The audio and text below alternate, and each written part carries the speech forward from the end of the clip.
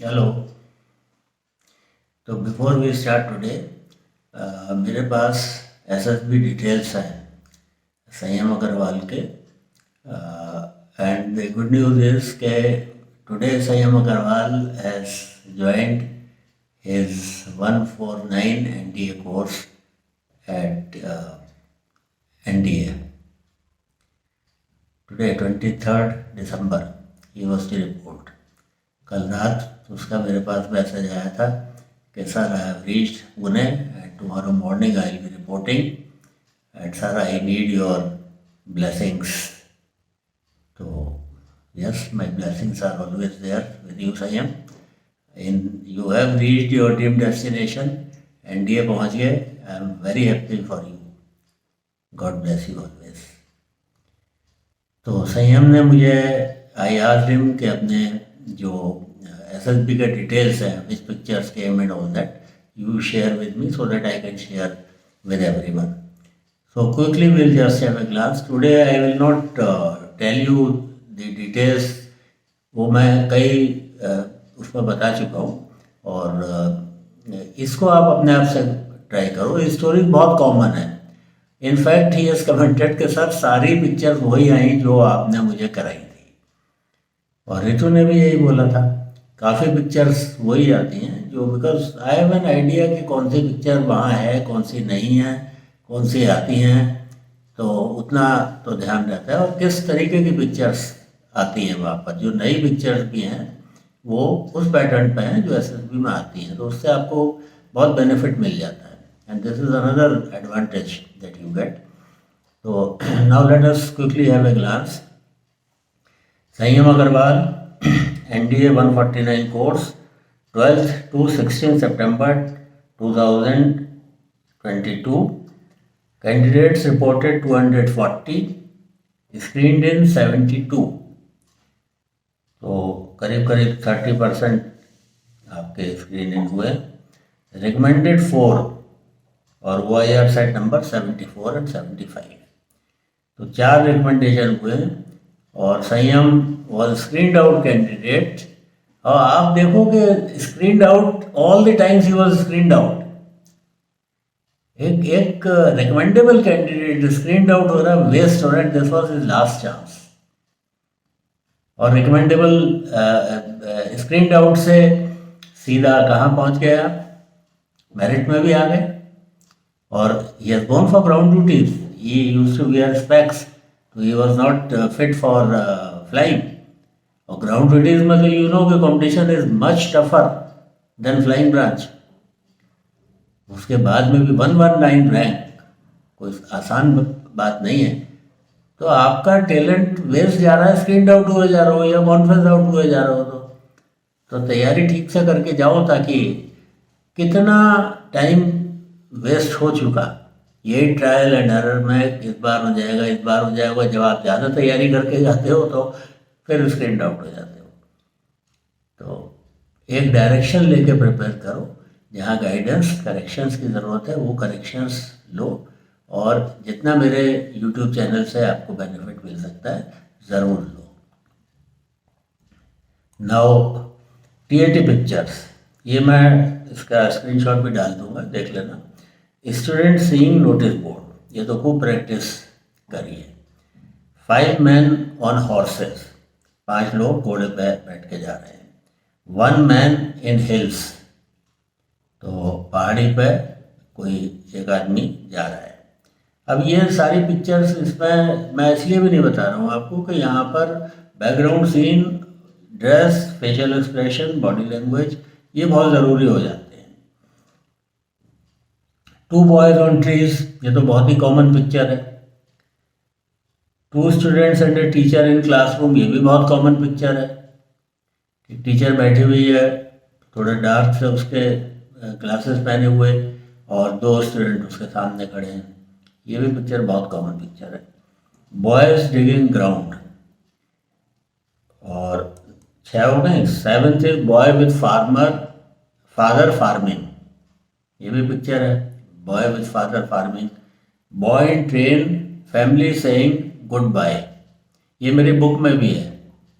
Joel जो recommended candidate है, Joel Abraham, 145 N D A का, ये उसने बहुत अच्छी स्टोरीज पर लिखी थी, वो I put it in the book, वो भी आप पढ़ लेना बुक में। और बुक कोई महंगी नहीं है, 200 रुपीज़ की बुक है। बुक साथ में पढ़ोगे यूट्यूब चैनल देखने के साथ साथ, तो बहुत बातें बेटर समझ में आएंगी। 3 boys going in same direction in school, dead body and a doctor and a man. तो ये बहुत कॉमन पिक्चर है, dead body and a doctor and a man, a group working on laptop. तो ये कुछ ऑफिस का scene है। और 12th is black picture. GD topics, fresh water in the world is depleting day by day, what can be done to solve it. Leads हैं conservation, use of technology, maintainability. China, number 2 is China is gaining its presence in the Indian Ocean to surround India. What could be done by India to tackle it? Leads हैं military involvement, new government policies और diplomacy. Lecture topics हैं Quad, आधार card, drones, India's foreign policy, two-party system और bi-party system, compulsory military service. तो ये इनका SSB के details हैं। अब चलो आगे की बात करते हैं। We meet again.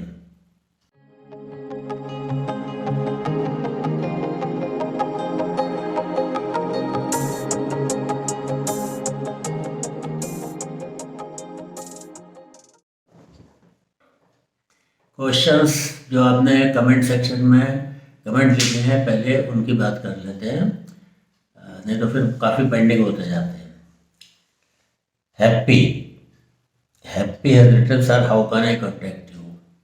भाई इतना बड़ा बड़ा वीडियो के पहले भी, वीडियो के लास्ट में भी मेरा कॉन्टैक्ट नंबर दिया हुआ है, फिर बता रहा हूँ, लिख लो 9935799629 व्हाट्सएप नंबर है।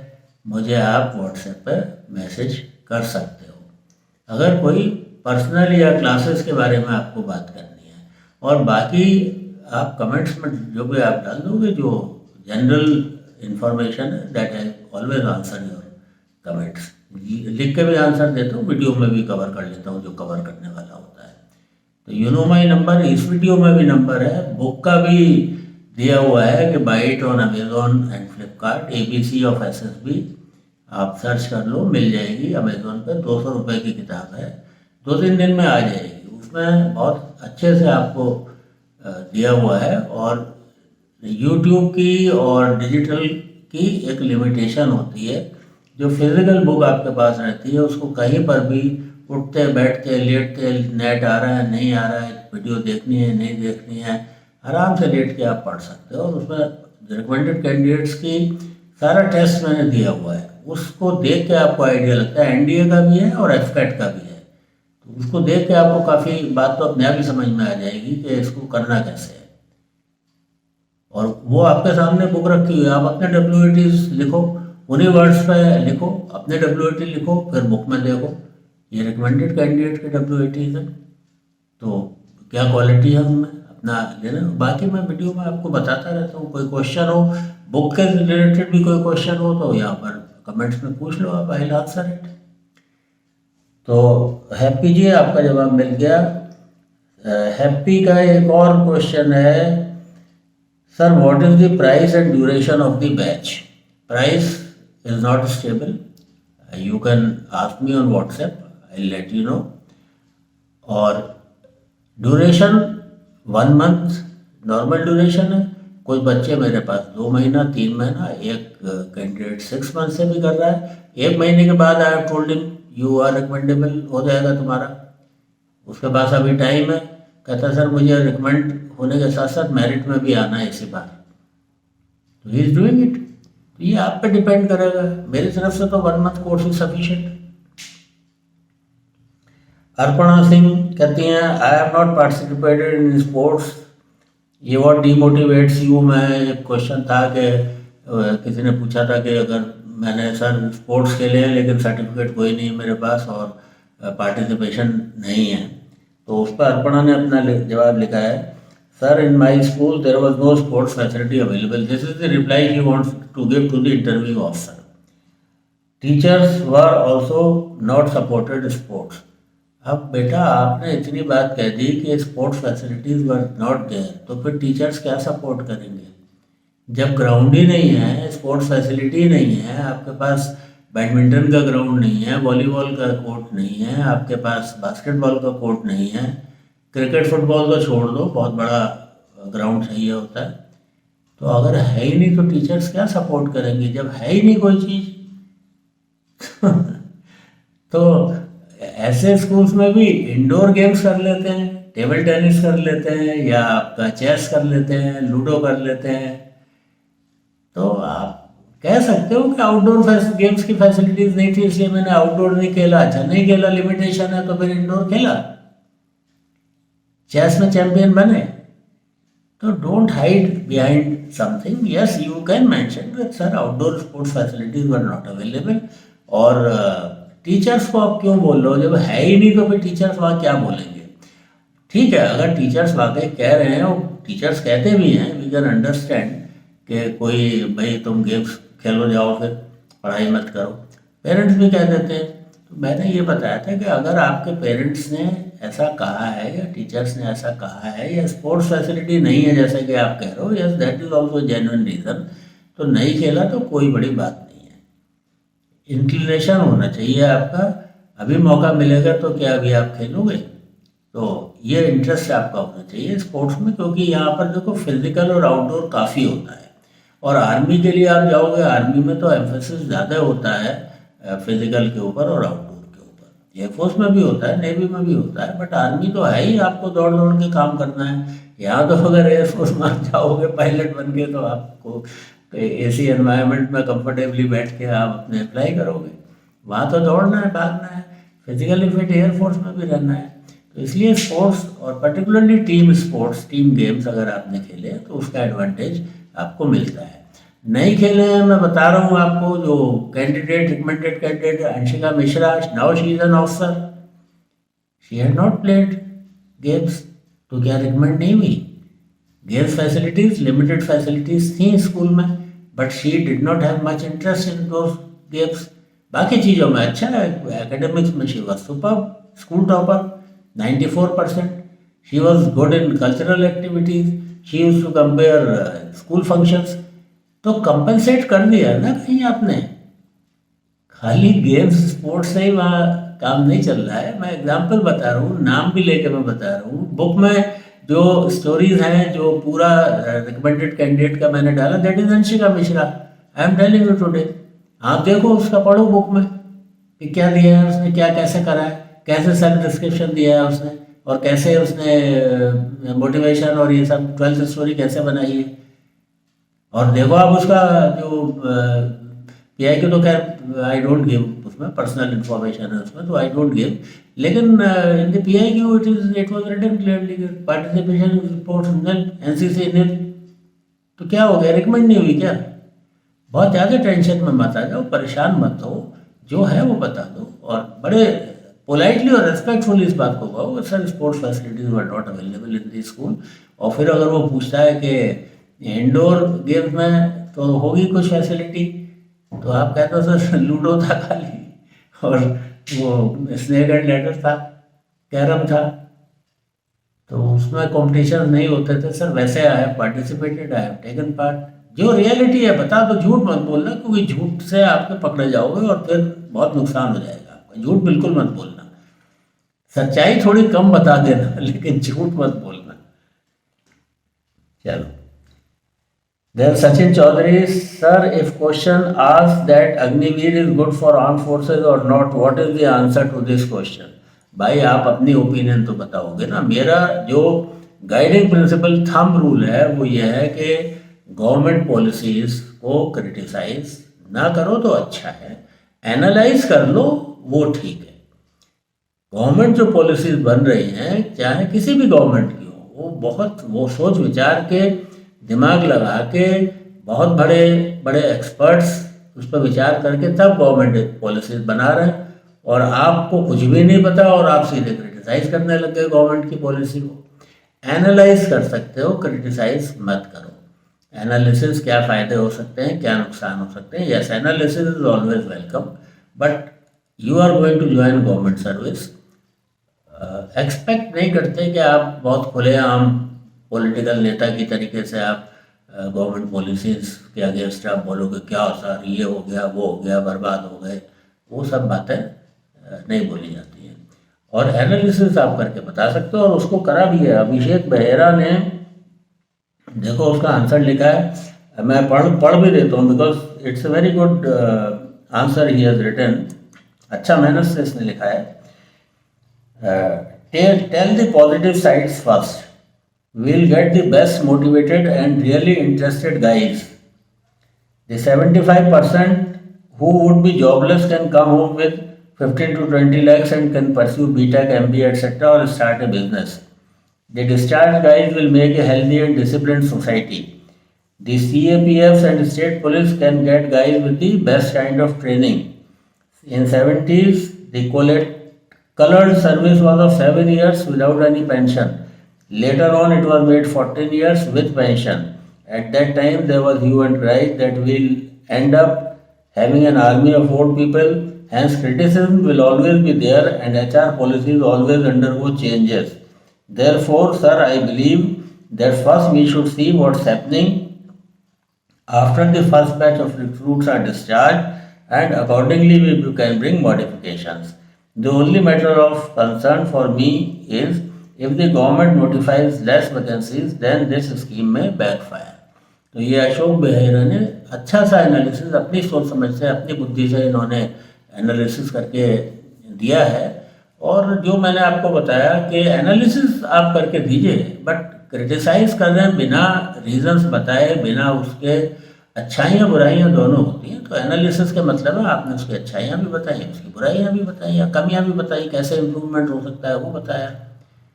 चलिए अब super unknown 555 Yahoo, sir GPE की तैयारी कैसे करें? भाई साहब वीडियो मेरा ऑलरेडी है ग्रुप जीपीई के ऊपर, प्लेलिस्ट भी बनी हुई है। जीटीओ की अलग है, साइक की अलग है, इंटरव्यू की अलग है, कॉमन इंटरेस्ट अलग है। खोल के देख तो लो एक बार, वहाँ पर ग्रुप प्लानिंग एक्सरसाइज का वीडियो है। और नहीं समझ में आए अगर उससे, या कुछ एडिशनल इन्फॉर्मेशन चाहिए हो, तो मुझे बताओ कि किस एरिया में इन्फॉर्मेशन चाहिए, क्या एग्जैक्टली आप आंसर जानना चाहते हो, आई विल गिव यू। अब ग्रुप प्लानिंग एक्सरसाइज की तैयारी क्या करनी है? इसमें कम्युनिकेशन स्किल्स है, जो ग्रुप डिस्कशन में आप प्रैक्टिस करते हो, वो भी ग्रुप डिस्कशन की तरह डिस्कशन है। पीपीएनडीटी आप क्लियर करके आ रहे हो, पीपीएनडीटी में भी वही डिस्कशन है। तो अगर उस लेवल का डिस्कशन की प्रैक्टिस आपकी है, कम्युनिकेशन स्किल्स आपके ठीक ठाक हैं, तो फिर ग्रुप प्लानिंग की क्या प्रैक्टिस करनी है? प्रॉब्लम दी जाएगी, सॉल्व करनी है उसको। सॉल्व भी क्या करनी है, उसमें प्रायोरिटाइज ही करना है। ग्रुप प्लानिंग एक्सरसाइज कोई टेस्ट है, बच्चों का खेल है। 3 4 5 प्रॉब्लम है, प्रायोरिटाइज कर लो। प्रायोरिटाइज का भी तरीका मैं बता चुका हूँ, उसको देख लेना वीडियो को, कैसे प्रायोरिटाइज करना है।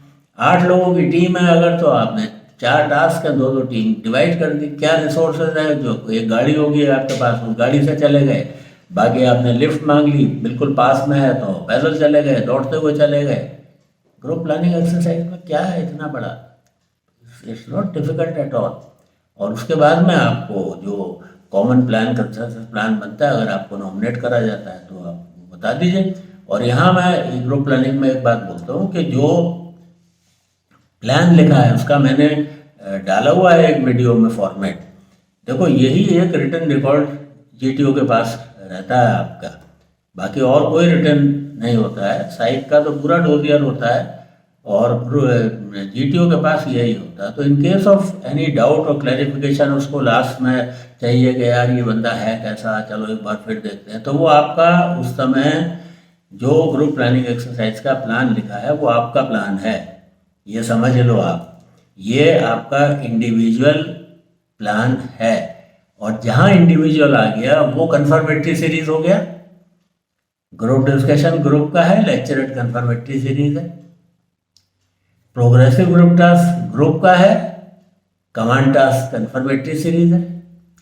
आपका स्नेक रेस ग्रुप का है, इंडिविजुअल ऑब्स्टिकल्स कन्फर्मेटरी है, और इसी तरीके से फाइनल ग्रुप टास्क कन्फर्मेटरी है।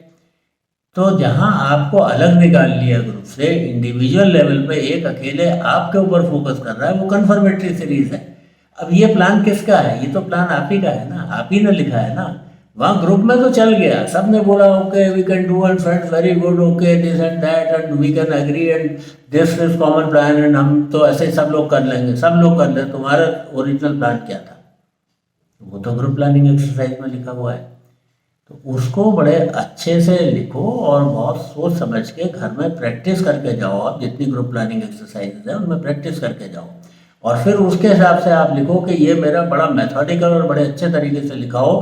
बिकॉज इसको मान के चलो ये कन्फर्मेटरी सीरीज का टेस्ट है, रिटन रिकॉर्ड कन्फर्मेटरी सीरीज का टेस्ट मान के चलो।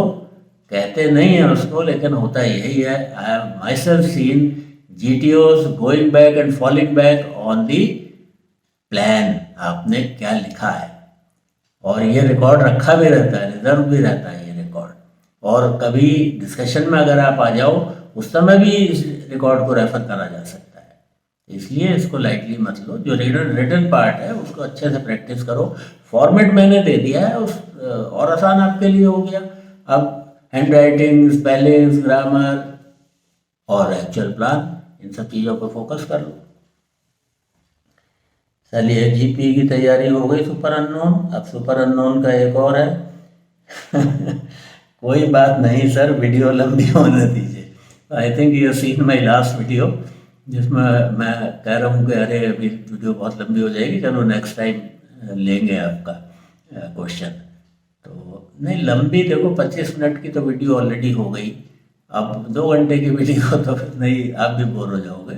छोटी वीडियो 10, 12, 15, 20 मिनट की, आधा घंटा तक की वीडियो इज ऑल राइट। कभी कभी लंबी भी हो जाती है। कुछ वीडियोस में ज़रूरी था कि without any break I have to tell the complete thing. तो मैं I am not afraid of this thing कि लंबी वीडियो हो जाएगी, छोटी हो जाएगी, लेकिन जितनी रीजनेबल है, जितनी होनी चाहिए उतनी ठीक है। और 2 डिफरेंट एरियाज हैं तो फिर वीडियो अलग बनाना बेटर रहता है बजाय मिक्सअप करने के। तो ओके, एक मैसेज है 755 आदित्य कुमार। आदित्य कुमार क्या कह रहे हैं? Good morning sir. Good morning Aditya. I had insightful knowledge and my hazy understanding about SSB got cleared with your regular dose. Thank you sir. Please review my story. इन्होंने अच्छा स्टोरी भी भेजी, चलो रिव्यू कर देते हैं यहीं के यहीं पर ही। तो इन्होंने लिखा है, सीन है a man is holding gun in front of A suit boot dress man in boat amidst of river. एक पिक्चर है जिसमें एक बोट में केवल 2 ही आदमी हैं, एक ऐसे बांधे हुए सिर पे और कमर में कमरबंद टाइप बांधे हुए और धोती टाइप और ऐसा पहने हुए, और उसके हाथ में एक पिस्टल या रिवॉल्वर है, और एक आदमी, पढ़ा लिखा सा आदमी, एक बोट में बैठा है। Only 2 people are there. तो this person is appearing as a boatman, जो उसकी ड्रेस से और उसके फीचर से मालूम पड़ रहा है, और दूसरा बंदा एक नॉर्मल पढ़ा लिखा आदमी लग रहा है। वो कौन है, क्या है, वो आपको डिसाइड करना है। तो इन्होंने जो इसका दिया है थीम, बस्टिंग ड्रग्स गैंग। तो ये थीम इन्होंने दी है, बस्टिंग ड्रग्स गैंग। स्टोरी है, Mohan is agent of NCB. He disguised himself as boat driver and harbored his boat and offered seat to suspicious man assumed to be drug seller. ठीक है, starting में थोड़ा सा better कर सकते थे आप इसको, चलो मैं बताऊंगा अभी। Mohan propelled his boat and amidst of river he pointed gun and asked to open the suitcase. To his surprise, he found drugs and caught the man red-handed. His team was on the other side of the river and handed them over for interrogation, and drugs was seized. Upon interrogation, they arrested rest one by one and disturbed their mechanism of drugs business and deactivated such antisocial business. Mohan was contented to contribute in restoring peace and tranquility in the area. तो story की theme आपकी ठीक है, theme में कोई problem नहीं है, लेकिन जो जैसे आपने स्टोरी बिल्डअप करी है उसमें थोड़ा सा आई फील के मॉडिफिकेशन कर लो, और थोड़ा सा जो गलतियां हैं स्पेलिंग वगैरह ग्रामेटिकल अगर हैं छोटी मोटी तो उनको भी ठीक कर लो तो और बेटर हो जाएगा। अब बिल्डअप कैसे होगा? ये नारकोटिक्स कंट्रोल ब्यूरो एनसीबी का वो है, ऑफिसर है, ठीक है। तो अब आपने क्या लिखा है? He disguise himself as boat driver and harboured his boat. क्यों भाई, क्यों कर दिया ऐसा? कोई कारण है? तो ही हैड द इंफॉर्मेशन, यहां से शुरू करोगे ना। क्यों बोट ड्राइवर बन गया वो? नाव कहने वाला नाविक क्यों बन गया? बोटमैन क्यों बन गया वो? तो ऑफिसर है। तो ये आपने पॉइंट कवर नहीं करा है। सीक्वेंस में आप चलोगे, पहले फ्लो करके आप बताओगे कि ये है कौन और अभी क्या कर रहा है, तब तो आगे स्टोरी बढ़ेगी। और क्यों कर रहा है, क्यों बोटमैन बन गया है ये, तभी तो स्टोरी आगे बढ़ेगी। तो उस तरीके से आप स्टोरी आगे लेकर आओ। और फिर ये इसका पार्ट ऑफ प्लानिंग था। अब बीच रिवर में क्यों लेके गया बोट को?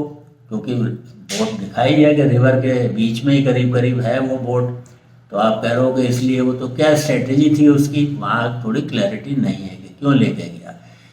बीच रिवर में इसलिए लेके गया कि अगर इसके साथ में कोई लोग हैं तो वो फिर कुछ इसको कर नहीं पाए हेल्प, इसलिए लेकर गया। तो ये लॉजिक भी थोड़ा सा बता देते तो और अच्छा हो जाता। जितना बता दिया काफ़ी है। I am not saying, I am not criticising your story. तुमने थीम अच्छी सोची है और अच्छे उससे लेकर चले हो, लेकिन एक नॉर्मल जो फ्लो होता है, फर्स्ट थिंग फर्स्ट, वो जैसा अभी मैंने बताया वो आपका थोड़ा सा मिसिंग हो गया था। फिर ये भी रीज़न कि बोट को क्यों बीच में लेके गया। और फिर उसके बाद में आपने लिखा है he asked him to open this suitcase. तो भाई अगर आपको लग रहा है कि ड्रग्स लेके जा रहा है, लग क्या रहा है मतलब इट इज़ कंफर्म, तभी तो आपने इतना सब कुछ जाल फैलाया है। अपने आप भी ड्रेस चेंज करके आ गए और फिर उसको कर लिया। तो बीच नदी में उससे क्या खुलवा रहे हो? वो तो नदी में उठा के फेंक देगा ड्रग्स। फेंक देगा कि नहीं फेंक देगा? तो आपने कन्फिस्केट कर लिया उसका ब्रीफ केस जिसमें सस्पेक्टेडली ड्रग्स थे, उसको पकड़ लिया, ओवर पावर कर लिया और ले गए, अरेस्ट कर लिया। और उसको फिर इंटेरोगेट करा, उससे आपने इंफॉर्मेशन और मिली। अगर जो उसका गैंग है तो वो लोग भी पकड़ लिए गए। तो ये थोड़े से मुझे इसमें गैप लग रहे हैं। और इतना ही है, बाकी तो story theme is all right, your thought process is all right. तो चलिए, अब आज की वीडियो तो इतने में ही ख़त्म हो रही है। अपने कमेंट्स लिखो, जो पूछना है मुझसे पूछो। I am there to help you as much as possible. Thank you, see you, bye bye.